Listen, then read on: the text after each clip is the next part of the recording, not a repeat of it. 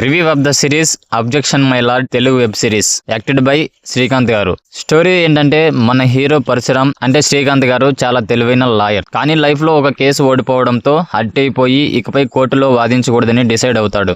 Notary పనులు చేస్తూ అప్పుల పాలై కన్న కొడుకు చేతే ఫెయిల్యూర్ లాయర్ అని పిలిపించుకుంటూ అలా కాలం గడిపేస్తూ ఉంటాడు. ఇలాంటి టైంలో నారాయణ అనే వ్యక్తి తన కూతురు కిడ్నాప్ అయిందని హెల్ప్ చేయమని కోర్టు ముందే ఆత్మహత్య చేసుకుంటాడు. అప్పుడు మన హీరో గారు మళ్ళీ బ్లాక్ కోట్ వేసుకుని ఆ కేసును టేకప్ చేస్తాడు. ఇందుకే ఆ అమ్మాయికి ఏమైంది, అసలు కిడ్నాప్ వెనుకున్న మిస్టరీ ఏంటి అనేది ఈ సిరీస్ యొక్క మిగిలిన స్టోరీ. టైటిల్ చూసి అబ్జెక్షన్ మై లార్డ్ అనగానే ఏదో జై భీమ్ లాంటి mind blowing court room drama లేదా ఒక కొత్త సస్పెన్స్ థ్రిల్లర్ చూసేస్తాం అనుకుంటే మీరు పప్పులో కాలేసినట్టే. డైరెక్టర్ గారు స్టార్టింగ్ మాత్రం అదిరిపోయేలా ప్లాన్ చేశారు సిరీస్ ని. కోర్టు ముందే ఒక ఆయన సూసైడ్ చేసుకోవడం, కూతురు మిస్సింగ్ కేసు అనగానే అబ్బా ఏదో పెద్ద మిస్టరీనే దాగింది లోపలని ఇంట్రెస్టింగ్ గా చూడడం స్టార్ట్ చేశా. ముఖ్యంగా ఆ నారాయణ అడ్రస్ రివీల్ అయ్యే ట్విస్ట్ అయితే ఒకటి ఉంటుంది.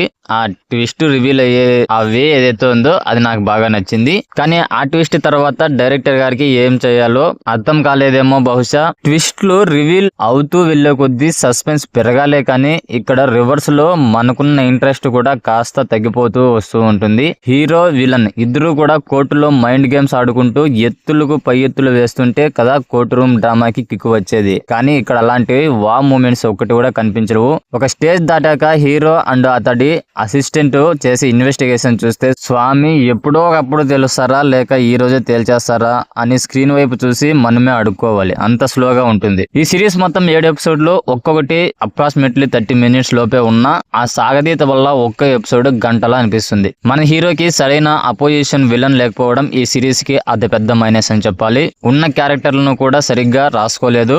ఆ అమ్మాయి మిస్సింగ్ వెనుక ఏదో ఇంటర్నేషనల్ లెవెల్ స్కామ్ ఉన్నట్టు బిల్డప్ ఇచ్చారు కానీ తీరా చూస్తే ఆ ఎమోషన్ అస్సలు అయితే వర్కౌట్ అవ్వలేదు. ఇలాంటి పాయింట్లతో ఇప్పటికే 100 సినిమాలు వచ్చింటాయి. కోర్టులో వాదనలు కూడా చాలా డల్ గా అయితే ఉంటాయి, అస్సలు కిక్ అయితే ఇవ్వవు. ఇక ఈ సిరీస్ ని వన్ మ్యాన్ ఆర్మీలా తన భుజాలపై మోసింది మాత్రం మన సీనియర్ హీరో శ్రీకాంత్ గారే. నోటరీ పరశురామ్ క్యారెక్టర్ లో ఆయన యాక్టింగ్ చాలా సెటిల్డ్ గాను చాలా బాగుంది. ఫెయిల్యూర్ లాయర్ గా ఆ తర్వాత ఒక అమ్మాయి కోసం ఫైట్ చేసే డిఫరెంట్ షేడ్స్ ఉన్న ఎమోషనల్ రోల్ లో ఆయన 100% న్యాయం అయితే చేశారు. ఇక అపోజిషన్ లాయర్ గా ముఖేష్ రిషి గారిని చూపించారు. ఎంట్రీ ఇవ్వడం మాత్రం పవర్ఫుల్ లాయర్ అని బిల్డప్ ఇచ్చారు కానీ ఆయన కోసం రాసిన సీన్లు చూస్తే పాపం ఆయనకే జాలి అనిపిస్తుందేమో. అసిస్టెంట్ వేద క్యారెక్టర్ లో అనన్య శర్మ నేచురల్ యాక్టింగ్ తో పర్వాలేదు అనిపించింది.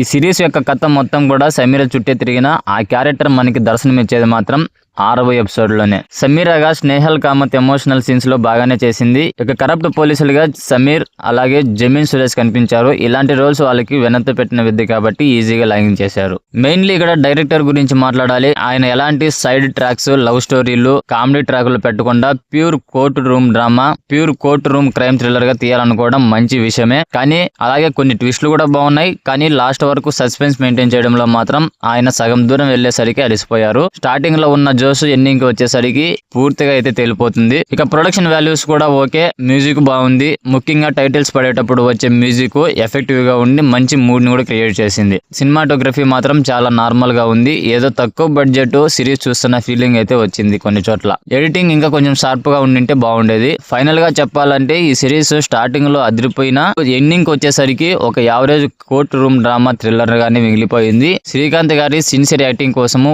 ఓపిక ఉంటే ఓసారి అయితే చూడొచ్చు. ఎలాంటి ఎక్స్పెక్టేషన్స్ లేకుండా మీకు ఏ పని పాట లేకుండా ఉంటే టైం పాస్ కోసం ఓటీటీనే కాబట్టి ఒకసారి అయితే చూడొచ్చు. ఆల్రెడీ మీరు ఎవరైనా ఈ సిరీస్ ను చూసేసి ఉంటే మీకేమనిపించిందో మీ ఒపీనియన్ కూడా కామెంట్ చేయండి. ఇలాంటి సింపుల్ అండ్ జెన్యూన్ రివ్యూస్ కోసం మన ఛానల్ ని తప్పకుండా సబ్స్క్రైబ్ చేసుకోండి.